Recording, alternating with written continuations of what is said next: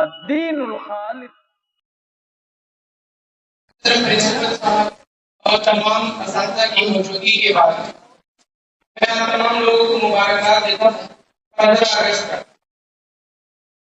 ویسے تو 15 اگست کو گزرے ہوئے 2 روز ہو چکے ہیں, آج 18 تاریخ ہے, لیکن آزادی کا امرت mahotsav پروگرام جو کئی دنوں تک چلنا تھا, اسی کی مناسبت سے آج ایک ثقافتی پروگرام ہمارے اور آپ کے اس ادارے میں رکھا گیا ہے. اور آپ کا یہ پروگرام دراصل جو 15 تاریخ کو پروگرام ہونے والا تھا, اس میں جو کچھ چھوٹے ہوئے پروگرام تھے ان کو, اور ایک خاص پروگرام جسے کوئز کمپٹیشن کا نام دیتے ہوئے آج شامل کیا گیا ہے, اسے بھی انشاءاللہ یہاں پر کیا جائے گا. ہم ان تمام اساتذہ کے شکر گزار ہیں جنہوں نے اس پروگرام کو تیار کرنے میں ہماری مدد کی.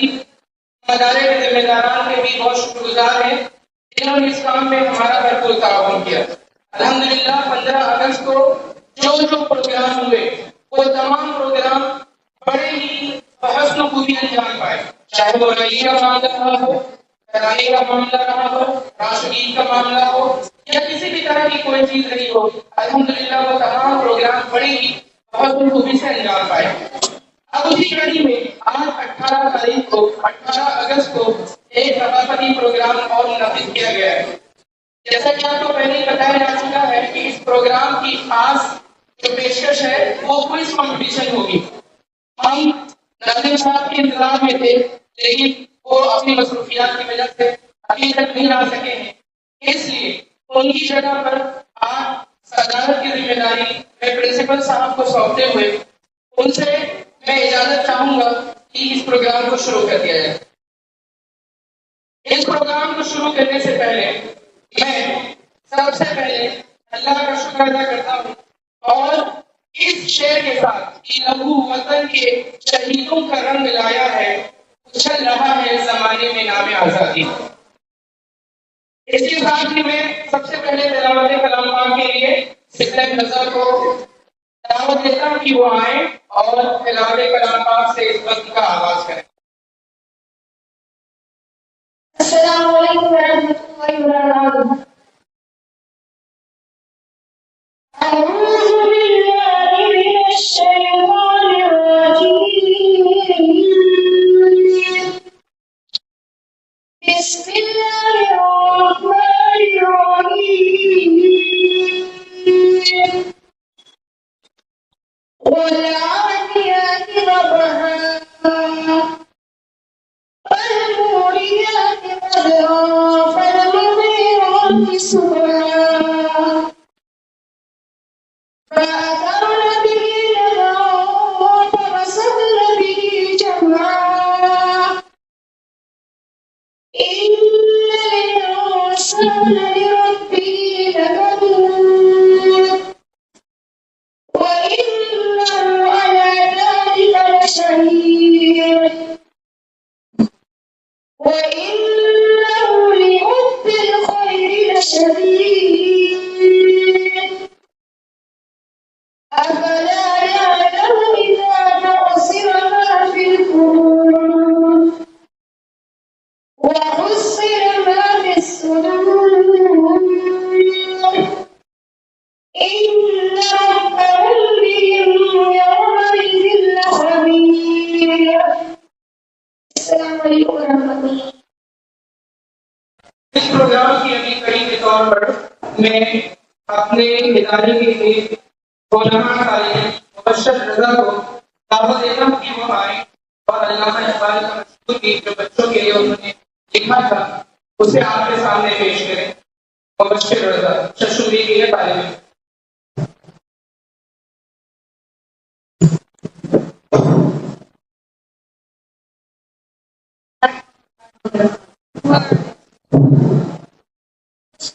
بچوں کا کہانی جس کمی میں پیغام حق سنایا, رحمت نے جس جہان میں وحدت کا گیت گایا, آزادیوں نے جس کو اپنا وطن بتایا, جس نے ایجادیوں سے رشتے ادب سکھایا. میرا وطن وطن ہے, میرا وطن وطن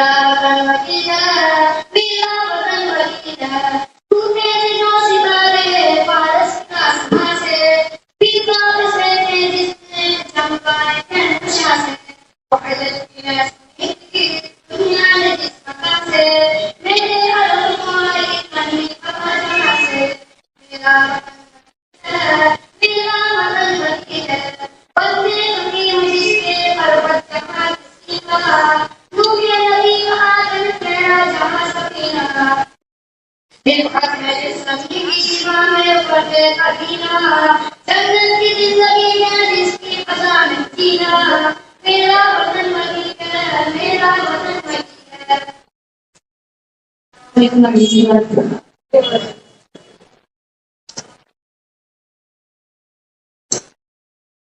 شکریہ بیٹا۔ اب اس کے بعد اس بند کی سب سے اہم پیشکش جو کہ کوئی کمپٹیشن کے شکل میں ہے اس کی تیاری کی جائے گی۔ اس کے لیے میں سب سے پہلے 3 کے سے شابیر ندیم، فوان سعید، معاویہ انصاری اور دور مصطفیٰ کو دعوت دیتا ہوں کہ وہ آئے اور 3A کے لیے جو جگہ منتخب کی گئی وہاں بیٹھے۔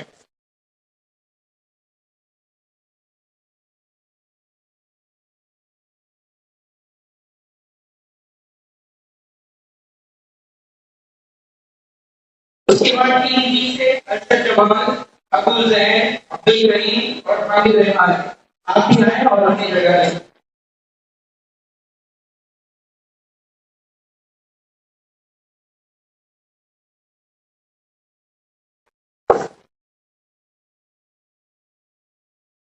کمپٹیشن میں شامل تیسری اور آخری جو ٹیم کی ہے فیضان اسد، وسیع احمد، محمد انس اور عبداللہ لطیف سے گزارش ہے کہ وہ تمام لوگ آئیں اور ٹیم سی کے لیے جو جگہ ہے وہاں آ سکتے ہیں۔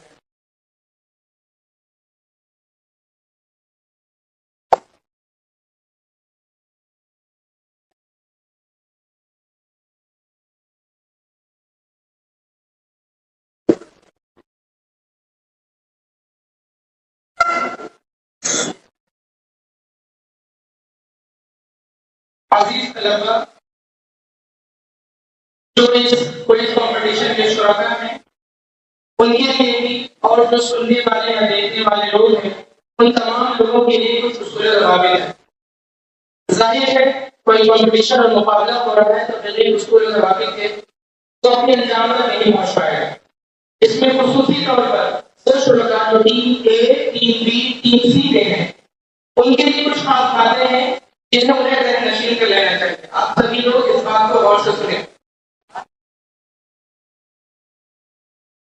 سب سے پہلے آپ کو یہ معلوم ہے کہ یہاں پر کل 3 ٹیمیں ہیں، ہر ٹیم میں 4 افراد شامل ہیں، کل 100 نمبر پر مشتمل 25 سوالات ہوں گے، کل 100 نمبر پر مشتمل 25 سوالات ہوں گے، ہر سوال کا مثبت 4 نمبر، یعنی اگر کوئی صحیح جواب دیتا ہے تو صحیح جواب دینے پر مثبت 4 نمبر اور غلط جواب دینے پر منفی 1 نمبر ہوگا، یعنی اگر آپ نے صحیح جواب دیا تو آپ کو 4 نمبر مل جائیں گے اور اگر آپ نے کوئی غلط جواب دیا تو آپ کا 1 نمبر مائنس ہو جائے گا۔ اس کے بعد اگلی چیز یہ ہے کہ ہر ٹیم سے ایک ہی شخص جواب دے سکے گا۔ اگر کوئی دوسرا شخص کسی ٹیم سے جواب دیتا ہے تو اس ٹیم سے جس شخص نے سب سے پہلے جواب دیا ہوگا اسی کی جواب کی بنیاد پر اس کو نمبر دے دیا جائے گا۔ یعنی آپ کی ٹیموں میں 4 لوگ ہیں، 4 میں سے کسی ایک نے اگر جواب دے دیا اور دوسرا اس پر اس کو کوئی اختلاف ہوتا ہے، بولتا ہے کہ نہیں یہ سوال جو ہے اس کا جواب یہ صحیح نہیں بلکہ سارا جواب صحیح ہے، تو اس چیز کو مانا نہیں جائے گا، بلکہ پہلی بار جس نے جواب دیا ہوگا اسی کی جواب کے حساب سے اس کو یا تو 4 نمبر یا تو منفی 1 نمبر دے دیا جائے گا۔ ٹھیک ہے، بات سن رہے ہیں آپ لوگوں؟ اس لیے آپ لوگوں کے سامنے کچھ سیٹیاں رکھی ہوئی ہیں، لہٰذا آپ لوگوں کو یہ خیال رکھنا ہوگا کہ جو سوال پوچھے جائیں پہلے انہیں غور سنیں، سننے کے بعد جن لوگوں نے جو جواب تیار کیے ہیں اور جن کو اس سوال کا جواب آ رہا ہو وہ فوراً سیٹی بجاتے ہوئے کچھ دیر روک کر کے اس کا جواب جو صحیح ہو اس کو دینے کی کوشش کریں، ورنہ جلد بازی میں اگر آپ نے غلط جواب دے دیا تو یہ آپ کے لیے نقصان دہ ہوگا۔ سمجھ میں آئی آپ کو؟ کسی کو کوئی ڈاؤٹ تو نہیں ہے؟ اس کے بعد اگر 2 ٹیمیں लड़कियां ऐसी हैं जिन्होंने एक साथ सीटी बजा दी कि मैं पहले जवाब दूंगी। यानी टीमें जो है, टीमों को जो शख्स पहले जवाब देगा, जो टीम सबसे पहले सीटी बजाएगी, उसी को जवाब देने का हक हासिल होगा। सवाल पूछा जाएगा और सवाल पूछने के बाद फौरन किसी एक टीम को सबसे पहले सीटी बजानी होगी। अगर एक से ज्यादा टीमों ने एक साथ सीटी बजा दी तो वो सवाल जो पूछा गया होगा उसको मनसूख कर दिया जाएगा और दोबारा एक नया सवाल आपके सामने पेश किया जाएगा। आप समझ में आई?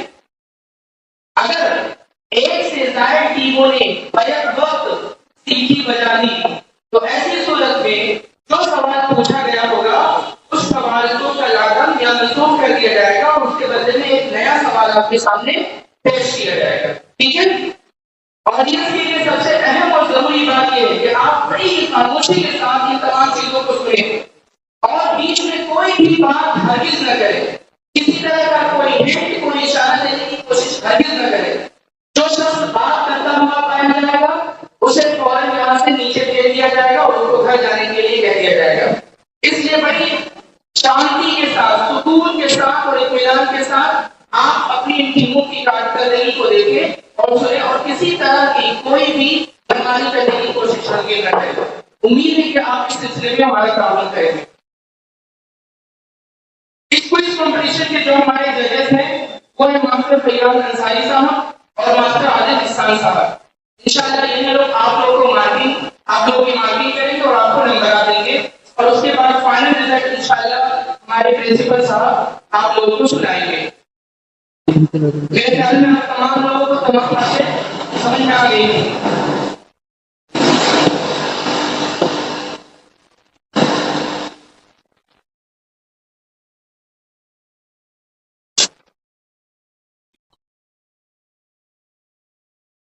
सब बातें समझ में आ गई? मतलब कोई भी डाउट तो नहीं किसी को?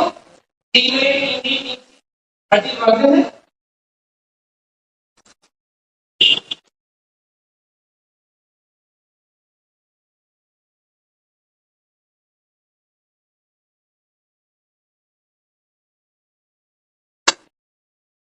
अभी सबसे गुजारिश है कि अगर आप थोड़ा सा ताउन का सामने आ जाए क्योंकि यहाँ पे जगह कम है और मेरे लिए जज करना बड़ा मुश्किल होगा कि किस टीम ने पहले वो ये बताया है सीटी उसमें आप हमारा काम शुक्रगुजार होंगे।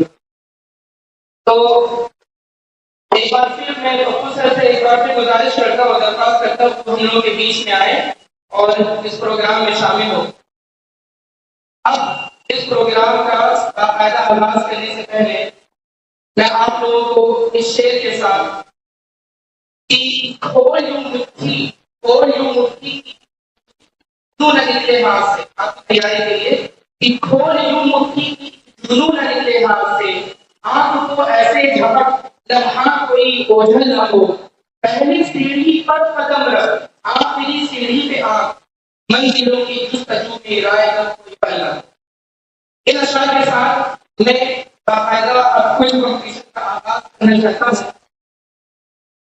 क्विज कॉम्पिटिशन में सबसे पहले जो मेरा सवाल है वो ये है, आप सभी लोग तैयार हैं? सीटी हाथ में रखते और ध्यान से सुनने के बाद कभी सीटी बजाइएगा, बहुत जल्दबाजी करने की जरूरत एकदम नहीं है। ठीक है?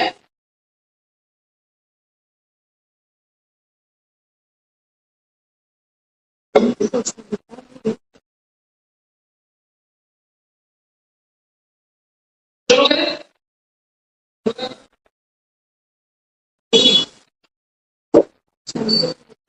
पहला सवाल है कि प्रत्येक वर्ष विश्व भर में 21 जून को किस दिवस के रूप में मनाते हैं?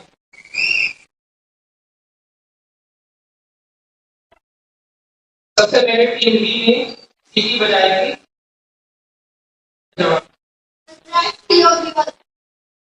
अंतरराष्ट्रीय सही जवाब है। टीम बी को 4 नंबर मिलते हैं। अंतरराष्ट्रीय योग दिवस को 11 दिसंबर 2014 में प्रधानमंत्री नरेंद्र मोदी के जरिए से यूएनओ में यूनाइटेड नेशंस ऑर्गेनाइजेशन में एक असेंबली में उन्होंने दरखास्त की योग को योग के लिए खास दिन मुख्तस किया जाए, यानी एक खास दिन मखसूस किया जाए اس کے بعد 21 جون کو 175 ملکوں نے اس کی حمایت میں ووٹنگ کی تھی اور 21 جون 2015 کو وہ پہلا دن تھا جب یوگ دیوس انترراشٹریہ یوگ دیوس منایا گیا. دوسرا سوال وہ یہ ہے کہ کیندر نے حال ہی میں یواؤں کی بھرتی کے لیے کس یوجنا کو منظوری دی ہے؟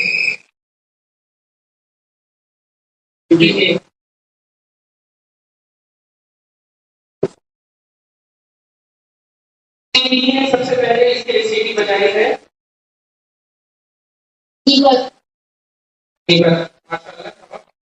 صحیح جواب دیا انہوں نے اگنی پتھ.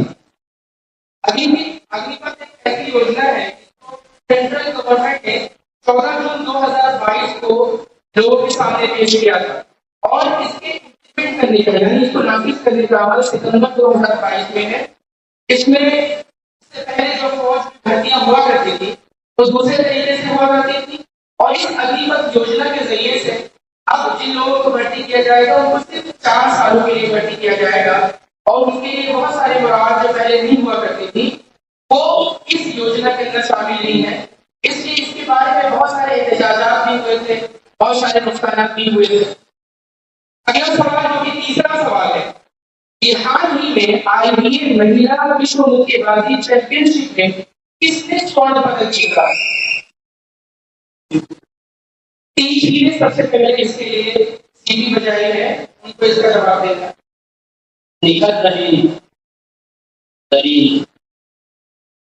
انہوں نے بالکل صحیح جواب دیا ہے. شاباش. نکھت زرین. تین کو اس کے لیے 4 پوائنٹس ملتے ہیں. یہاں پہ آپ لوگوں کو بتایا کہ IBA مہیلا وشو چیمپئن شپ IBA کا فل فارم ہوتا ہے انٹرنیشنل باکسنگ ایسوسی ایشن, جس کا ہیڈ کوارٹر سوئٹزرلینڈ میں ہے. چوتھا سوال بھارت کے ورتمان راشٹرپتی کا نام بتائیے.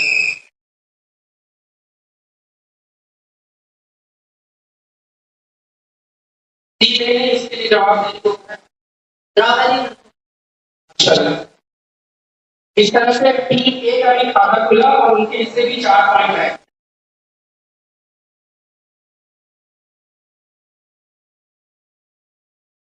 تو چوتھے سوال کا صحیح جواب द्रौपदी मुर्मू.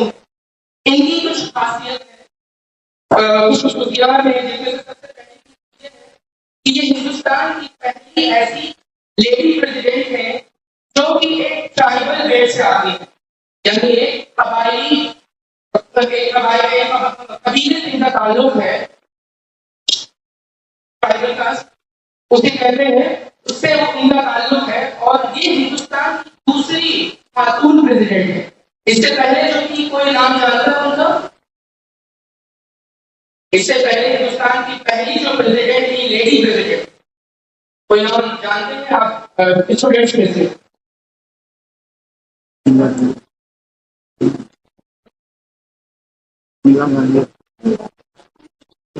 कहीं मालूम? प्रतिभा देवी सिंह पाटिल. वो पहली हिंदुस्तान की खातून सदर जमहूरिया रही और इनका ताल्लुक संथाल कबीले से. ये उड़ीसा की रहने वाली है और ये हिंदुस्तान की 15वीं प्रेसिडेंट है. उसके बाद 5वां सवाल है, आप अभी सबसे पहले मेरे ख्याल से आगे चल रहे हैं टीम ए और टीम सी, आप लोग तैयार रहिए. 5वां सवाल, प्रधानमंत्री नरेंद्र मोदी जी ने 2019 में किस क्षेत्र से लोकसभा का चुनाव जीता है?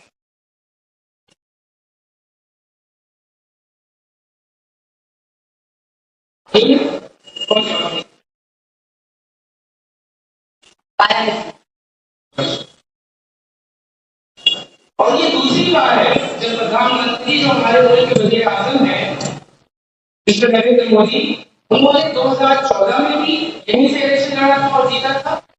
तब इनके मध्य मुकाबले जो दूसरे नंबर पे वो अरविंद केजरीवाल थे जिन्होंने दूसरा मुकाम हासिल किया था. और इस बार जब उन्होंने यहाँ से अपना पर्चा भरा था और उसके बाद जीत हासिल की थी तो और ज्यादा मार्जिन से इन्होंने जीत हासिल की और उसमें इनके मध्य मुकाबले जो दूसरे नंबर पर थी शालिनी यादव समाजवादी पार्टी में.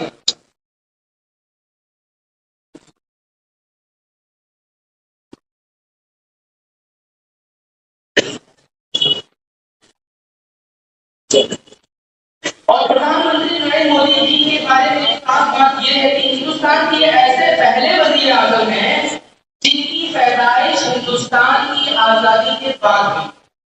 ٹھیک ہے، ان کی پیدائش 17 ستمبر 1950 کو ہوئی ہے اور ہمیں آزادی کب حاصل ہوئی ہے؟ 15 اگست 1950. یہ دیکھا جائے کہ جو ہمارا ریپبلک ڈے ہے یعنی 26 جنوری 1950 اس کے بعد بھی ان کا یوم پیدائش ہے. ایک بات کا خاص خیال رکھیں کہ آپ لوگوں میں یہ دیکھا جا رہا ہے کہ کچھ لوگ سوال ختم ہونے سے پہلے ہی سیٹی بجانے کی کوشش کر رہے ہیں. ایسا نہ کریں، ٹھیک ہے. اگلا سوال جو ہے وہ 7واں سوال.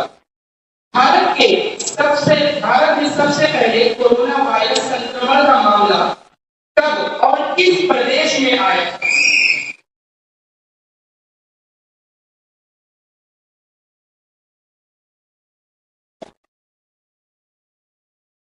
30 जनवरी 2020 केरल आए हैं. बिल्कुल सही जवाब दिया है इन्होंने. 30 जनवरी 2020 केरल में. कोरोना वायरस एक ऐसी बीमारी है वो पहली मरतबा चाइना के वुहान शहर में, जो वुहान नाम का शहर है, वहां 2019 में इसको दरियाफ्त किया गया था. हालांकि इसका जो वायरस है उसका नाम है SARS-CoV-2 वायरस. ये बहुत पहले से था, लेकिन इसको जब बीमारी के तौर पर देखा गया तो इसको कोविड-19 नाम दिया गया था.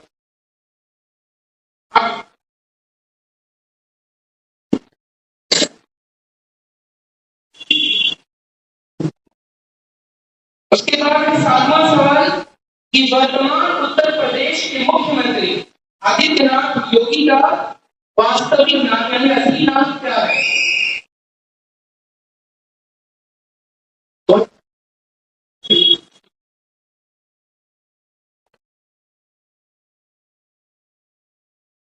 ने सबसे पहले सीट बजाई है. जवाब दे सको. शाबाश. अजय मोहन स्पीच इनका असली नाम है और इनकी पैदाइश जिस वक्त यूपी का उत्तराखंड शामिल था उसी वक्त हुई थी. इसलिए उस वक्त तो यूपी ही में पैदा हुए थे, लेकिन आज लोग कहते हैं कि चूंकि अब उसका डिवीजन हो गया है और तकसीम होने के बाद उत्तराखंड एक अलग राज्य और यूपी एक अलग राज्य हो गया है, इसलिए अब देखा जाए कि उत्तराखंड में हुई थी. ये हिंदुस्तान के जो ये उत्तर प्रदेश के 21वें चीफ मिनिस्टर है. ये उत्तर प्रदेश के 21वें चीफ मिनिस्टर है और इसके हिंदुस्तान के उत्तर प्रदेश के पहले चीफ मिनिस्टर कौन थे? क्या आप में से कोई बता सकता है? कोई बता सकता है?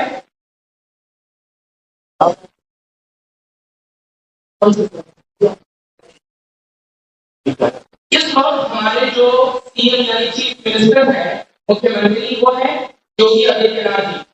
और उत्तर प्रदेश के ही पहले चीफ मिनिस्टर या मुख्यमंत्री कौन थे?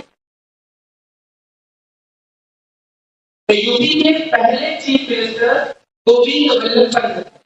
ठीक है. उसके बाद अगला सवाल है 8वां सवाल. एंटीबायोटिक पेनिसिलिन के खोजकर्ता कौन है?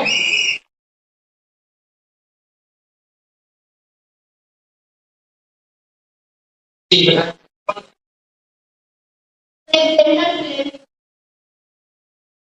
जवाब है. सही जवाब. शाबाश. ही आप लोग काफी पीछे चल रहे हैं, पर ध्यान दीजिए.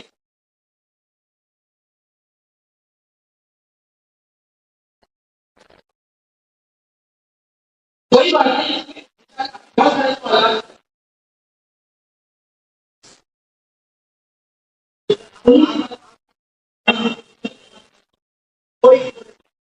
कोई नहीं बोलेगा.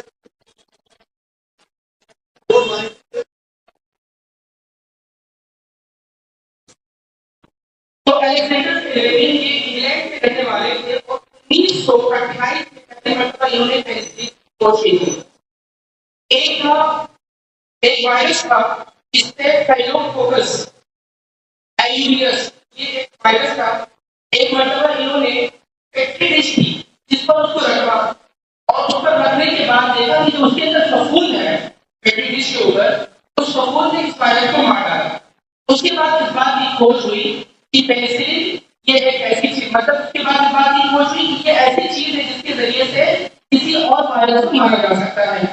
تو جب اس چیز کا پتہ لگا تو انہوں نے اس کا نام پینسلن رکھا تھا.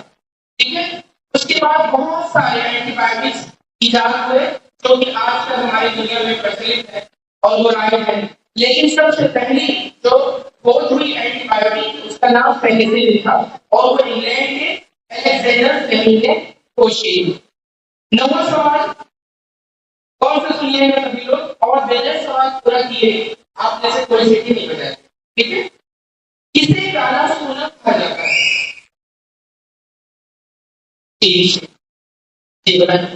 کوئلہ.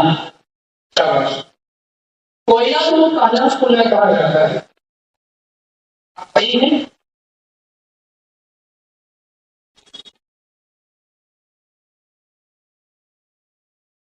ان کا جواب صحیح نہیں ہے. پیٹرولیم کو کالا سونا کہا جاتا ہے.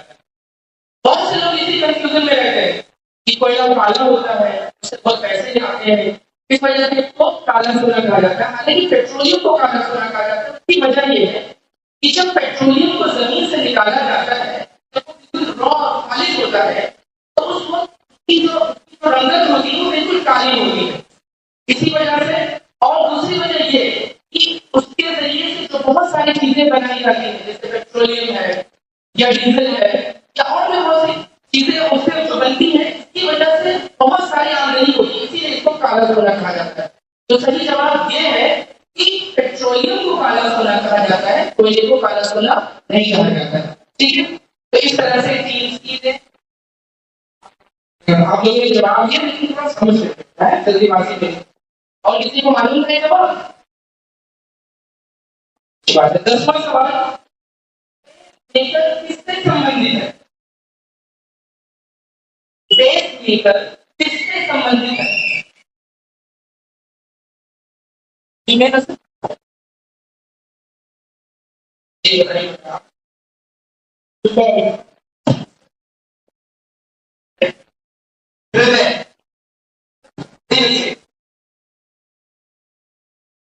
ہارٹ سے سمبندھت ہے.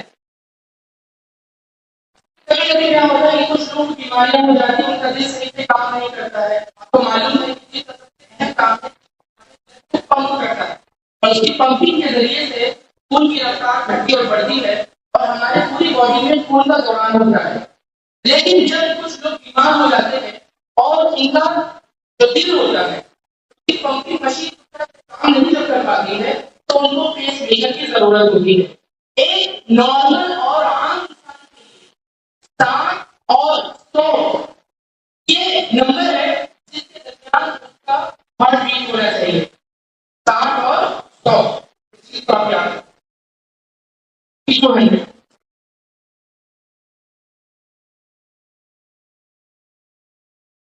اگلا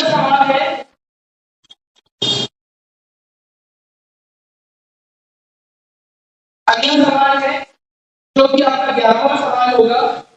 دنیا کا سب سے اونچا اسٹیچو کون سا ہے؟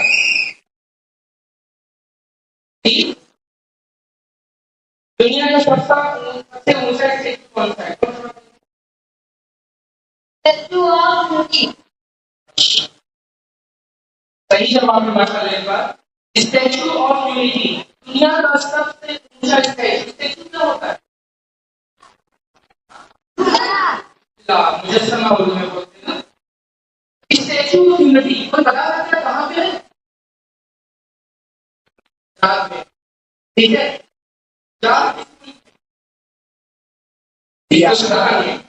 ہندوستان کی جگہ تو صحیح. اس کی کل اونچائی 182 میٹر لگ بھگ 597 فیٹ ہے. ٹھیک ہے. 182 میٹر 182 میٹر کل اونچائی ہے. اس کو 3000 ورکرز نے اور 300 انجینئر نے مل کر کے اس کو تیار کیا تھا اور اس کے لیے جو کمپنی تھی وہ لاسر اینڈ ٹربو کمپنی تھی جس نے 3 سال میں مجسمے کو تیار کیا تھا اور تقریباً 1600 ٹن یا 16,000 اس کے لیے لوگوں نے لوہا اکٹھا کر کے ضلع بھجوایا تھا.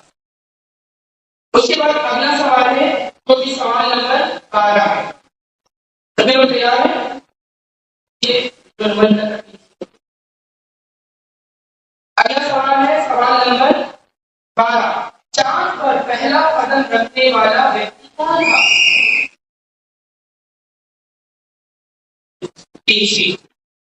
چاند پر پہلا قدم رکھنے والا ویکتی کون تھا؟ دیکھیے کچھ لوگ غلطی کرتے ہیں وہ پہلے بجا رہے ہیں. پہلے بجائیں وہ کام نہیں ہوگا. سوال ختم ہونے کے بعد اگر آپ سیٹی بجائیں تب کیا کام ہوگا؟ تو تیسری اس کا جواب دے گی. تیسری شاباش بالکل صحیح جواب ہے. 12 جولائی 1969 کو یہ امریکی ایسٹرونٹ تھے جو اپولو 2 نام کے اپگرہ کے ذریعے سے وہاں پر چاند میں گئے تھے اور وہاں پر انہوں نے پہلی مرتبہ قدم رکھا تھا اور جس جگہ پر قدم رکھا تھا اس کا نام رکھا گیا تھا سی آف ٹرانکویلٹی. C of ٹرانکویلٹی. اگلا سوال جو کہ 13واں سوال ہے. بھارت کا راشٹری کھیل کیا ہے؟ بھارت کا راشٹری کھیل کیا ہے؟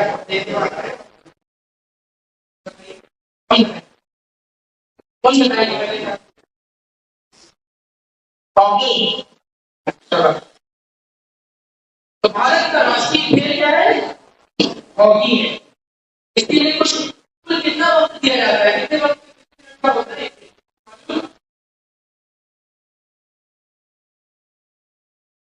60 منٹ کا یہ کھیل ہوتا ہے. ٹھیک ہے. اور اس کے لیے ہندوستان کے بڑے مشہور کھلاڑی ہیں جن کے نام سے کھیل دیوس بھی منایا جاتا ہے ہندوستان میں. میجر دھیان چند. میجر دھیان چند. ٹھیک ہے. میجر دھیان چند ہے فادر آف ہاکی کہا جاتا ہے ہندوستان میں. انہوں نے 3 بار اولمپک گولڈ میڈل جیتا ہے. ٹھیک ہے. اور ہندوستان میں 1928 سے 1956 کا جو زمانہ تھا یہ اس کا گولڈن پیریڈ مانا جاتا ہے. ہندوستان میں ہاکی کا گولڈن پیریڈ 1928 سے 1956 کے بیچ.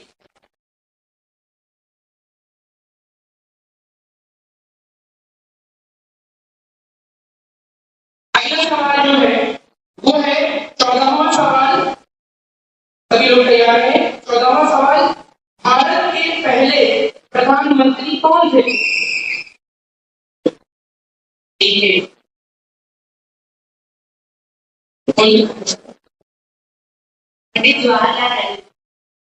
شاباش صحیح جواب ہے. پنڈت جواہر لال نہرو یہ ہندوستان کے پہلے پردھان منتری تھے. انہی کے یوم پیدائش کو اسی نام سے منایا جاتا ہے. بتائیں ان کے یوم پیدائش کو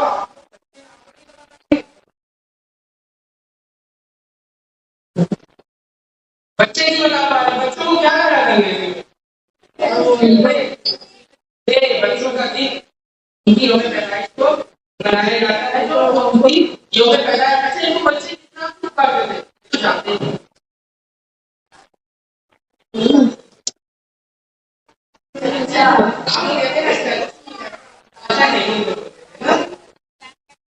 اچھا وہاں کے لوگوں میں اور بنارسیوں میں کیا خاصیت ہے؟ کچھ ہے جو آئیڈینٹیکل ایج جیسی چیزیں ان کے پہناوے میں اور بنارسیوں کے پہناوے.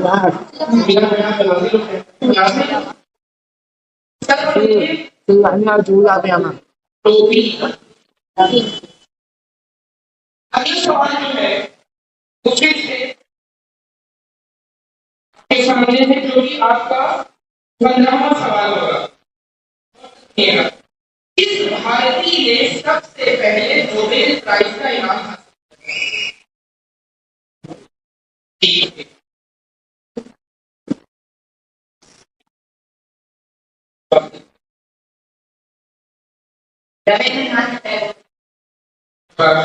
بالکل صحیح جواب ہے. ربندرناتھ ٹیگور.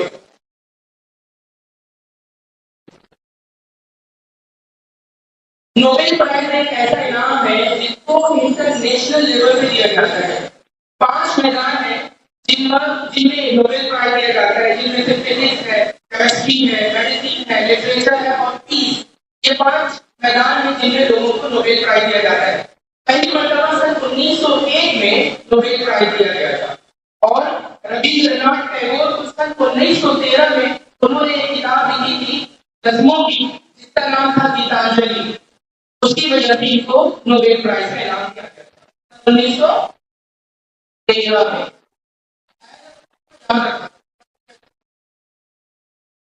अगला सवाल जो कि 16वां सवाल डी और डी आपको कि शिक्षक दिवस कब मनाया जाता है?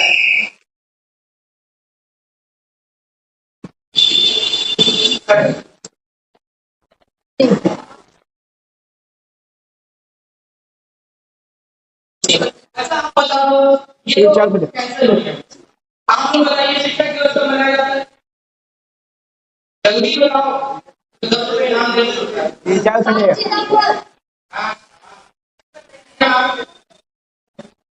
दे दीजिए, अभी दे देना, ठीक है? मौका देंगे बेटा।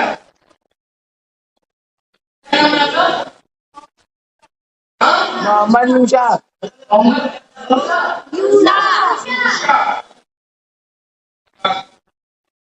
5 सितंबर को मनाया जाता है और ये हमारे सेकंड प्रेसिडेंट जो थे डॉक्टर एस राधा कृष्णन, उनके जन्मदिन को मनाया जाता है।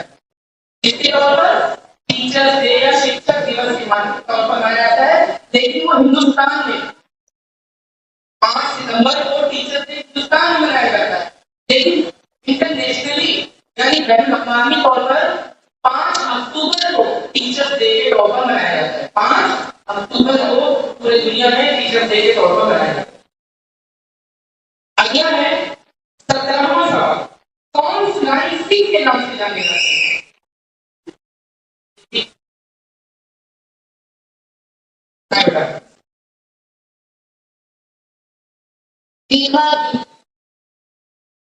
इन्होंने जवाब दिया मिल्खा सिंह। तो मिल्खा सिंह को फ्लाइंग स्टिक के नाम से जाना जाता है। बड़ी अजीब सी बात।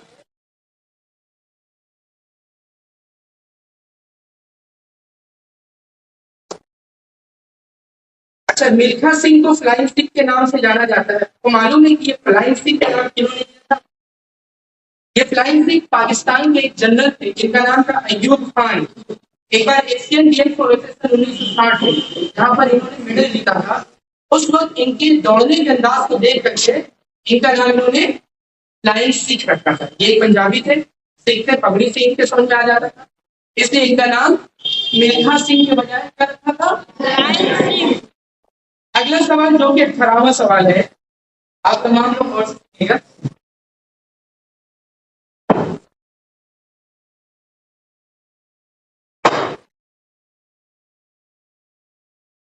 राष्ट्रीय गान जन गण मन के रचयिता कौन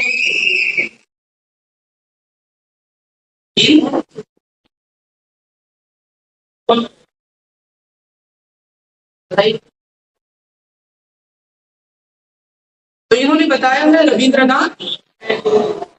इनका जवाब बिल्कुल दुरुस्त है। रविंद्रनाथ टैगोर एक ऐसे शख्स है जिन्होंने सिर्फ हिंदुस्तान के लिए नहीं बल्कि इन्होंने बांग्लादेश और श्रीलंका के लिए भी लिखा था। ठीक है, बांग्लादेश और श्रीलंका के लिए भी इन्होंने कौमी गीत लिखे थे। इसका पहली मर्तबा ये जो है ये संस्कृत में, लेकिन इसका जो पहली मर्तबा तर्जुमा हुआ था वो आबिद अली ने किया था। एक मुस्लिम थे जिन्होंने, आबिद अली उनका नाम था, उन्होंने हिंदी में इसका तर्जुमा किया था। अगला सवाल जो 19वां सवाल है, दुनिया का सबसे बड़ा क्रिकेट का स्टेडियम, उसका नाम बदल करके किसके नाम पर रखा गया था?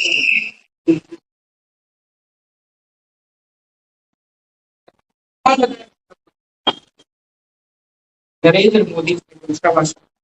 तो नरेंद्र मोदी स्टेडियम वो स्टेडियम है जिसका पहले नाम दूसरा था और बाद में इसका नाम नरेंद्र मोदी स्टेडियम रखा गया।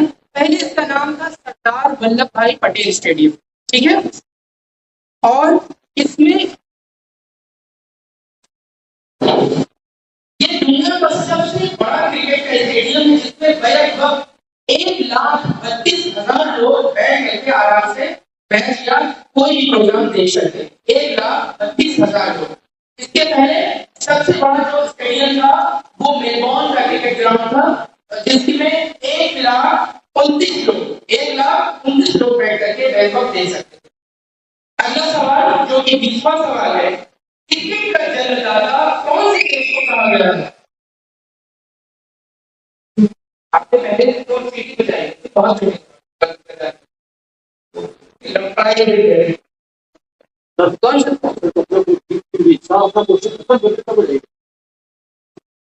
आपने सुनिए, कौन बताए?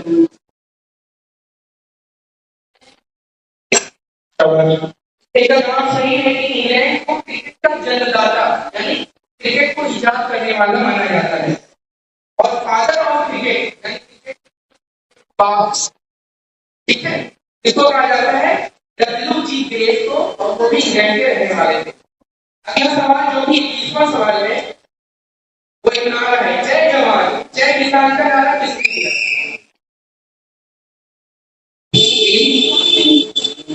जय जवान जय किसान का नारा किसने दिया?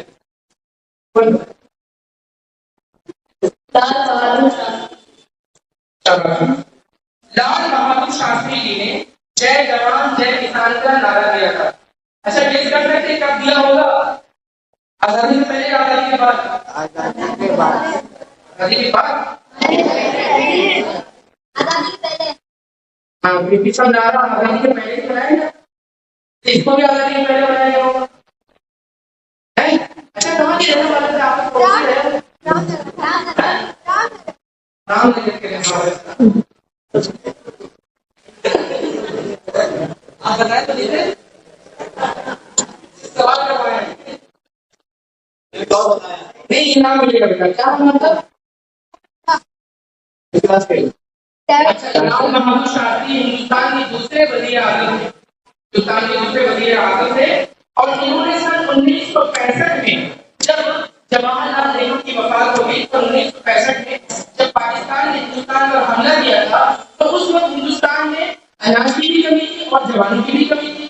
तो उस वक्त उनको पानी के लिए को उभारने के लिए सन 1965 में इन्होंने जय जवान और जय किसान का नारा दिया। अगला सवाल जो कि 22वां सवाल है वो आपके सामने ये है कि भारत के झंडे की लंबाई और चौड़ाई का अनुपात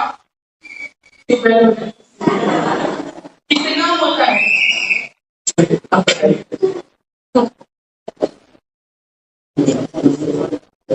जी जवाब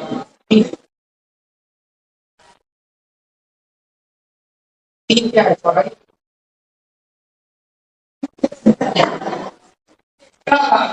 लेकिन जवाब इन्होंने सही दे दिया है। भैया 3 ज्यादा लंबा है तो लंबाई बोल दो, 2 कम है तो चौड़ाई बोल दो। चौड़ा ज्यादा होता है कि लंबा ज्यादा?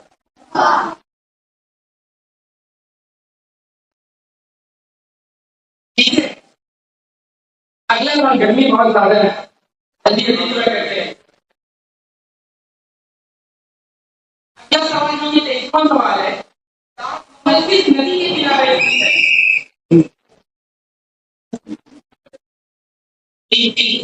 ताजमहल किस नदी के किनारे स्थित है? यमुना। यमुना नदी के किनारे ताजमहल बना हुआ है, ठीक है। कब अच्छा किसने बनवाया था? किसने बनवाया था? कौन सी?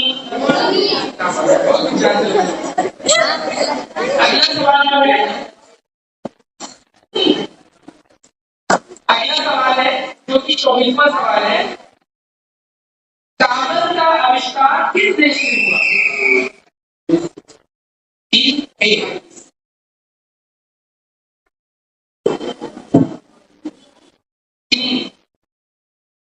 कागज का आविष्कार चीन में हुआ था, सही है? सही जवाब है कि कागज का आविष्कार चीन में हुआ था करीब 2000 साल पहले, ठीक है।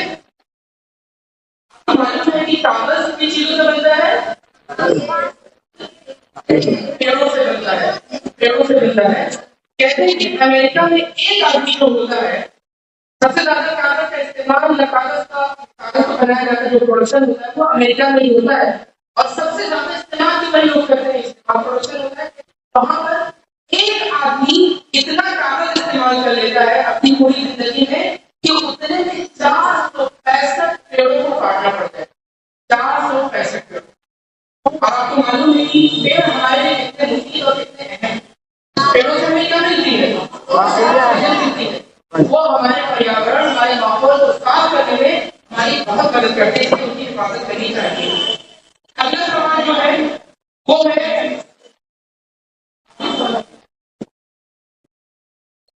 अगला सवाल है जो कि आपका 24वां सवाल है कि भारत में सशस्त्र बलों का सर्वोच्च सेनापति कौन होता है? 25 सवाल है। 25वां सवाल है। चलिए इस पर स्किप करते हैं। भारत में सशस्त्र बलों का सर्वोच्च सेनापति कौन होता है? बता सकते हैं? आप ये तो बताएं। बता सकते हैं? बता सकते हैं? नाम तो पूछ लो। हिंदुस्तान की करीब 14 लाख मिलिट्री है जो पूरी दुनिया में दूसरे नंबर पर 14 लाख यहाँ पर मिलिट्री है। और 3 तरह के फौजें हैं, और एक बर्री है, दूसरी गहरी और तीसरी फजाई है।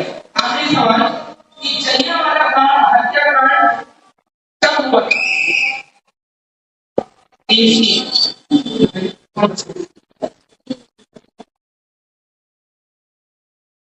1919 में।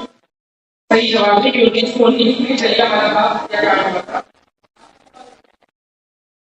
आखिरी सवाल है स्वर्ण मंदिर किस राज्य में स्थित है?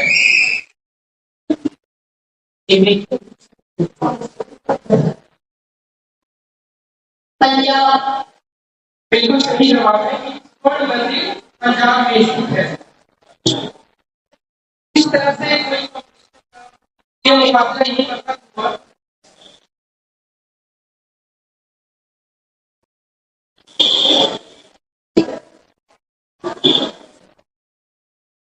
अल्हम्दुलिल्लाह तमाम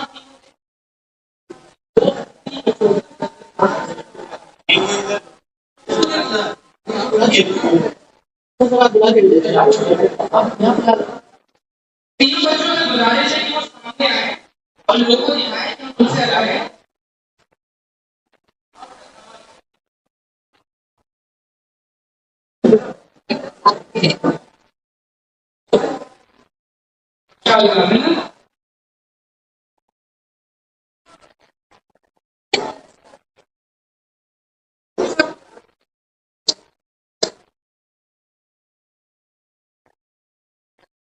तमाम लोग बेटा थोड़ी बहुत तैयारी करनी है। जितने भी सवाल हुए हैं आप लोगों के सामने रखे कि तो कुछ नए सवाल नहीं है, वो ऐसे सवाल हैं जो आपकी जो किताबें समाज के लोग की है उसी से लिया गया था।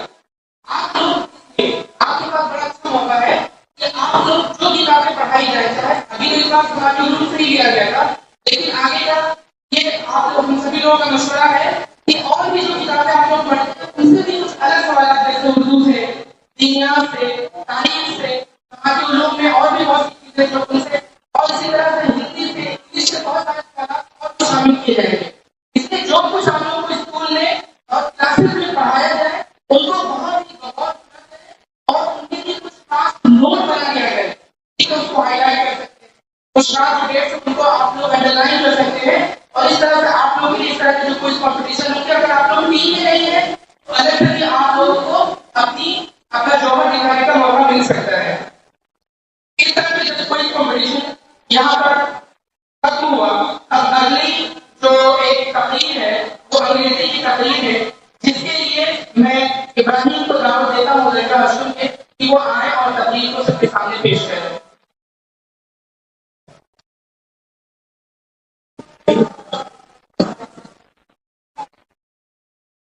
अस्सलामु अलैकुम वरहमतुल्लाहि वबरकातुहू।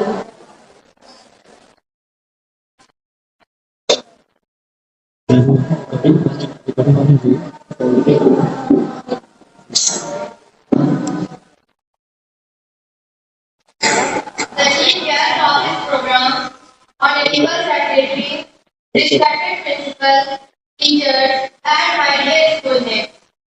Today is the 18th August 2022, and gathered here to the amrit mahotsav of our 75th Independence Day. Wish you a very happy Independence Day. Dear audience, 15th August had a great importance in the history of our country. Indeed, it was this date in 1947 when we got our freedom from the British government. Today, we extend our gratitude and pay homage to those freedom fighters who, for the sake of our country, sacrificed their valuable lives. Ashfaqullah Khan, Mahatma Gandhi, and Maulana Abul Kalam Azad are some notable leaders of our nation who, with their vision, effort, and physical cooperation, paved the way from the freedom of this country, and finally, on the 15th August 1947, India became free. Today, we feel proud to say that we are living in a country which is developing very fast. We are the citizens of a nation which is progressing in each and every field. But dear audience, are we really looking our freedom in the right manner? Are we really successful in bridging the gap of freedom, religion, and other our Indian brothers and sisters? If so, then why should we give the sense of insecurity, injustice, chaos, and biasness? The answer is this: that forward is the true meaning of the freedom. We have limited ourselves from the path of our ancestors and are no more sincere in our deeds. Therefore, on this occasion, let us have a pledge that we, the student of this country, by burning the candle of knowledge, inshallah, will strive to work harder and harder in order to achieve and fulfill our ancestors. May Allah help us all in fulfilling our dreams. Amen. Thank you. Assalamu alaikum wa rahmatullahi wa barakatuh.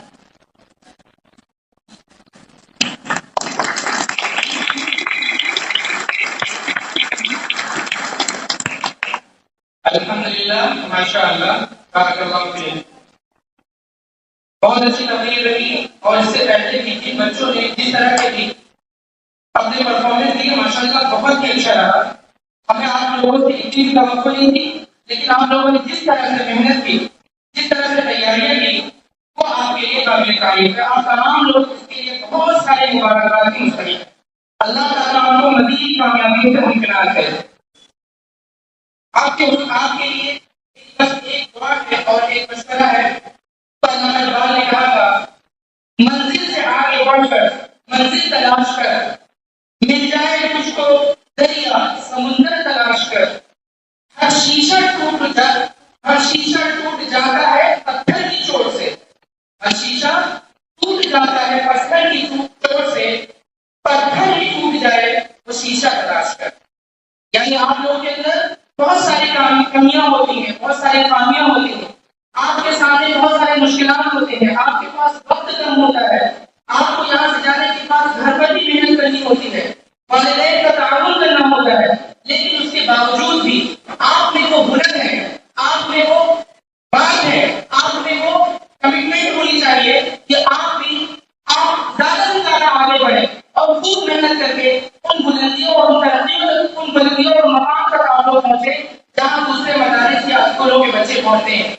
आप लोगों को ज्यादा से ज्यादा इस मैदान में भी मेहनत करने की जरूरत है और इसके अलावा दूसरे भी मैदान है, चाहे वो कंपटीशन का मुकाबला हो, किसी तरह का बैतबाजी हो, इसी तरह से खुशक नवेसी हो, इसी तरह से इंग्लिश के टीचर्स हो, उर्दू के टीचर्स हो, जो भी जिस तरह के भी मुकाबले हो, उसके लिए आपको हमेशा तैयार रहना चाहिए और उसकी तैयारी के लिए आपके अंदर हर तरह की बात है। आप अपने आप को कभी भी कमतर न समझिए। क्यों? क्योंकि वो जिक्र क्या गिरेगा जो घुटनों के बल चले, वो जिक्र क्या गिरेगा जो घुटनों के बल चले, गिरते हैं शैतानी मैदान जंग में। जब आप चलेंगे गिरेंगे तभी आप कुछ सीखेंगे। अगर आप चलेंगे ही नहीं, अगर आगे बढ़ाएंगे नहीं, तो फिर आप कामयाब नहीं हो सकते। इसलिए अपने अंदर जोश लाइए, अपने अंदर हिम्मत लाइए और कोशिश करिए कि आप भी अपना एक मकाम बनाएंगे, आप भी आपकी एक आंख बार शान होंगे। इंशाअल्लाह उम्मीद है कि आप लोग इसके लिए खूब मेहनत करेंगे। अब उसके बाद रिजल्ट के ऐलान के लिए اور اپنے بہت ہی مفید تاثرات پیش کرنے کے لیے میں اپنے ادارے کے پرنسپل جناب عبدالحکیم صاحب سے گزارش کروں گا کہ وہ رزلٹ کا اعلان کریں اور اپنے تاثرات کو ہمارے سامنے رکھیں.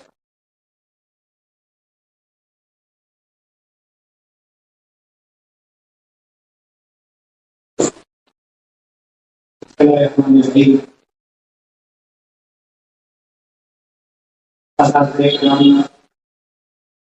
اور طالبہ، آج کی تقریب جو اب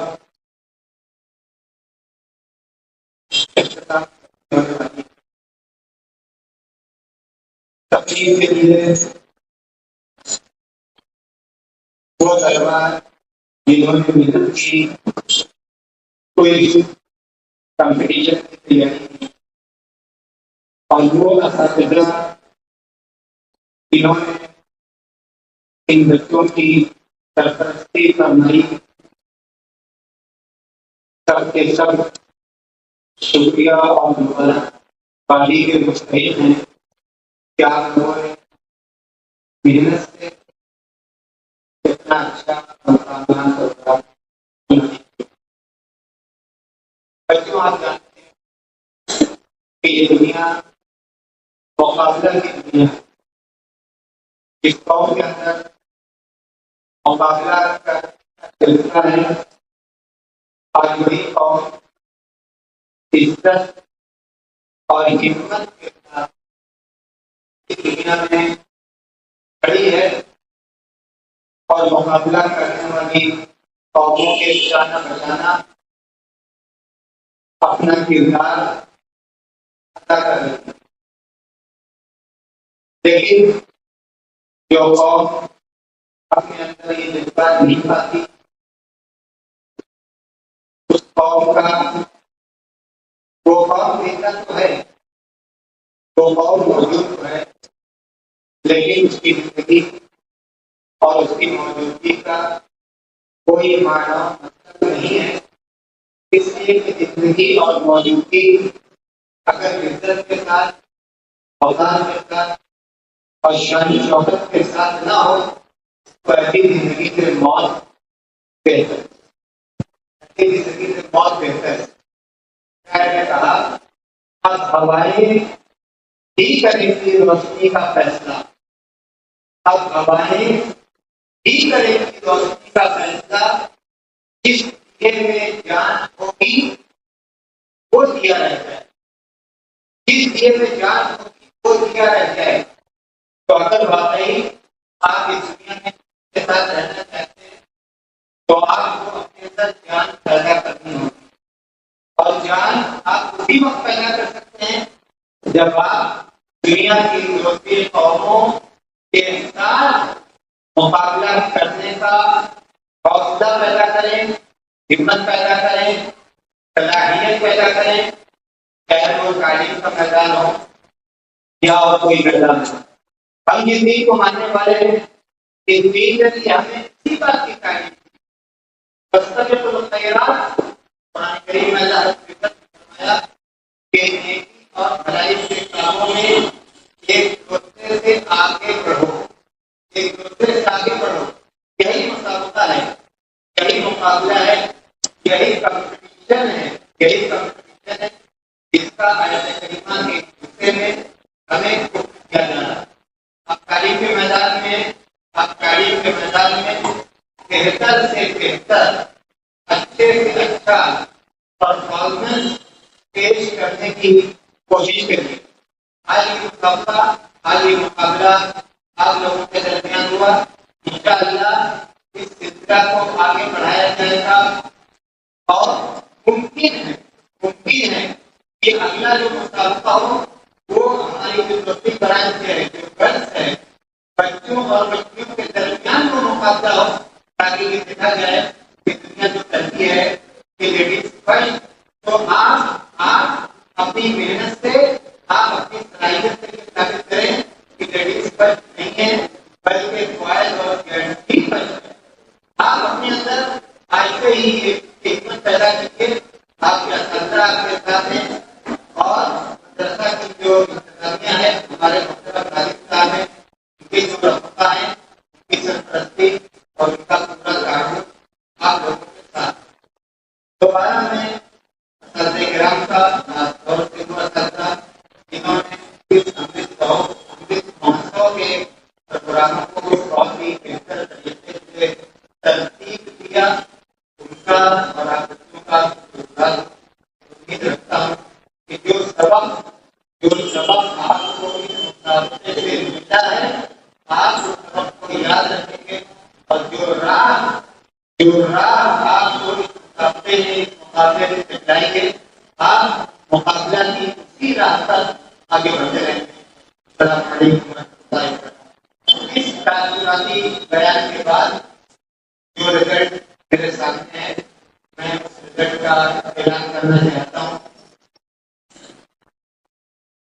ٹیم سی اس نے 19 پوائنٹ حاصل کیے, ٹیم اے نے 36 پوائنٹ حاصل کیے, اور ٹیم بی نے 44 پوائنٹ 44 پوائنٹ حاصل کیے. گویا ٹیم بی نے اس کمپٹیشن کو کام کیا. ٹیم بی کے بچے اشد جمان ابو کریم اور حامد شور سے ان کو ہمارا بات پیش کی جاتی ہے اور کی جاتی ہے. پیش کیا ہے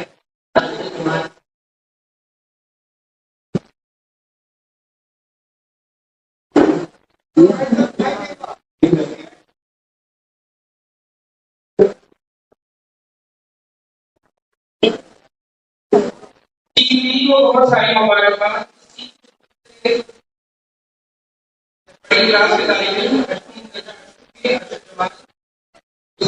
دوسرے طالب علم ابوذین جو درجہ حتم کے ہیں, تیسرے طالب علم عبدالمجید ششمبے کے ہیں, اور چوتھے طالب علم حامد رحمان ششمبے کے ہیں. آپ تمام لوگوں سے گزارش ہے کہ ایک ایک کرتے سب سے پہلے ارشد جمال آئے اور اپنی ٹرافی اور سرٹیفکیٹ صاحب سے حاصل کریں.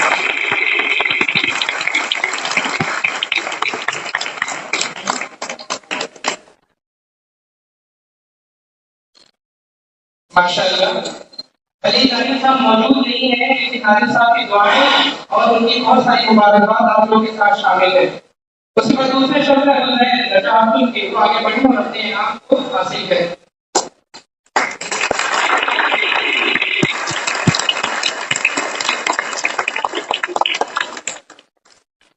اگلا نام ہے عبدالکریم اور ششمبے کے طالب علم, تو آئیں اور اپنا انعام اور سرٹیفکیٹ حاصل کریں.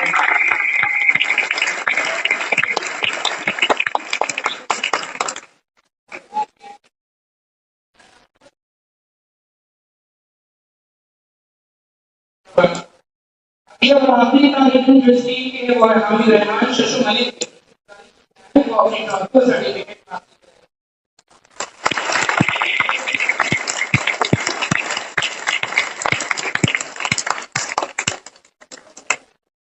تمام بچوں سے گزارش ہے جو ٹیم بی کے ہیں وہ سامنے آئے اور پیش کریں.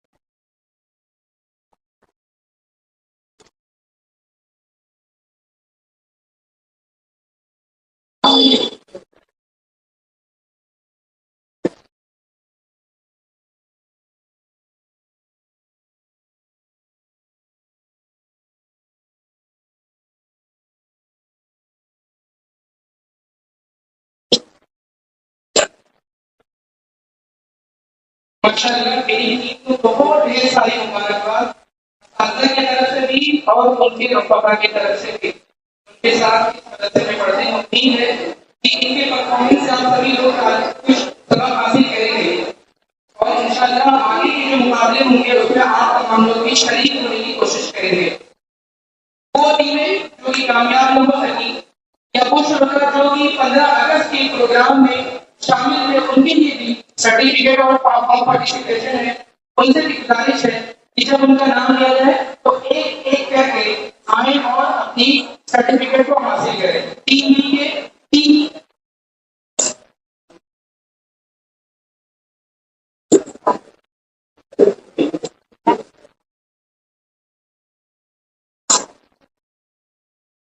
سب سے پہلا نام ہے رضا مصطفیٰ درگاہ ششم کے. وہ آئیں اور اپنا سرٹیفکیٹ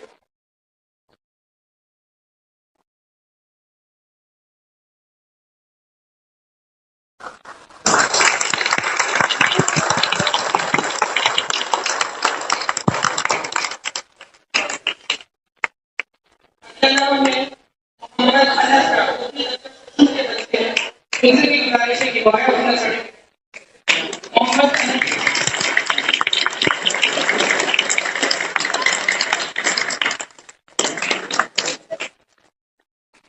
نام معافیہ انصاری کا ہے. وہ بھی درگاہ ششم کے ہیں. وہ بھی آئیں اور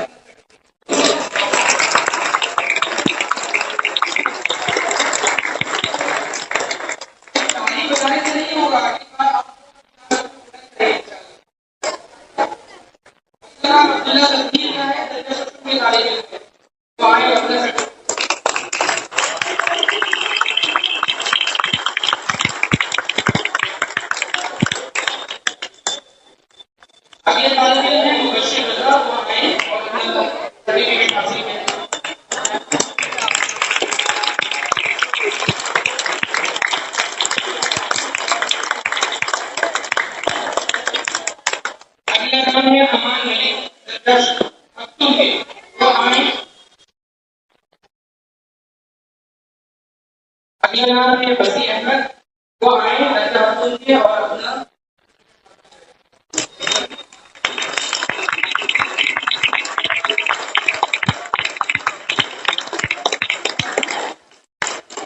اگلے تعلیم ہے رضا کے.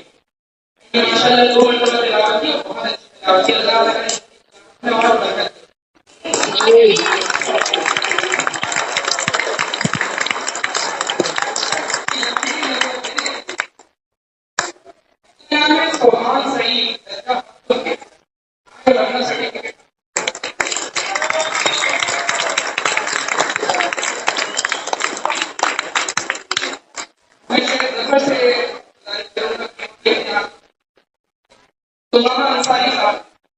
برکت مشین کے بارے سرٹیفکیٹ حاصل کیا.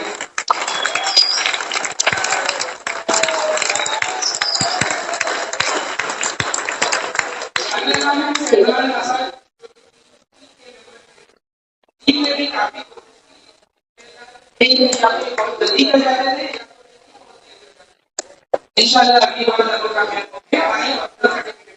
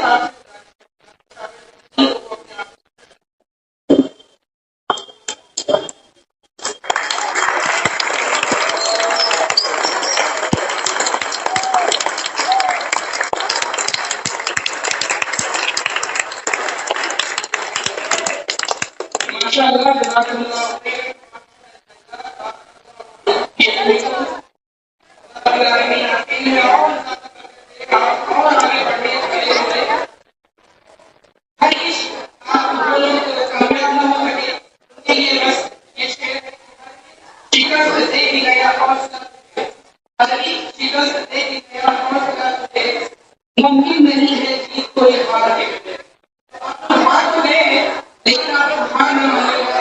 انشاءاللہ اگلی چیز آپ لوگوں کی ضرور ہوگی. آپ تمام لوگ ان میں شریک ہوئے اور بڑی سکون کے ساتھ آپ نے سنا. اس کے لیے آپ تمام لوگوں کا شکریہ.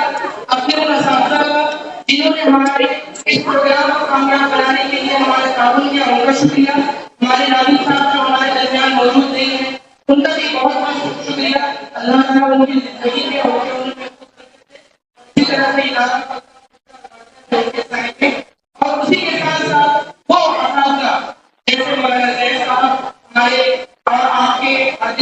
رسول صاحب جو ہمارے درمیان موجود نہیں رہے، ان لوگوں کا بھی شکریہ، اور اس کے بعد وہ تمام اساتذہ جو یہاں موجود ہیں اور وہ بچے جو یہاں موجود ہیں، تمام لوگوں کے شکریہ کے ساتھ